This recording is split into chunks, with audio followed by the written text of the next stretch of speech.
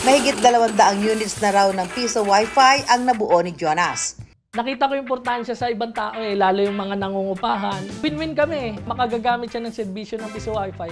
Ako kumikita ako. Kaya hanggat maaari, mababa lang po yung halaga ng rates na nilalagay ko. Mababang halaga ko rin binibigay yung unit. Mula sa barya-baryang kita ni Jonas noon, kumikita na rin siya kahit papaano ng 5 digits kada buwan.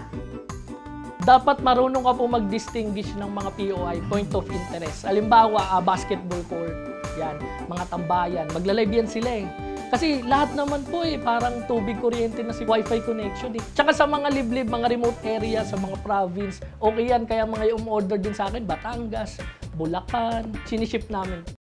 Sa halagang piso, pwede na magamit ang Wi-Fi sa loob ng 10 minuto. May package rate ring 5 pesos for 2 hours, 10 pesos for 4 hours at 25 pesos naman para sa isang buong araw na paggamit ng Wi-Fi. 9,000 hanggang 12,500 pesos naman ang presyo ng bawat unit ng Piso Wi-Fi Vendo package ni Jonas. Kung magpaparepair, nasa 300 hanggang 1,000 pesos ang labor depende sa sira ng Piso Wi-Fi machine.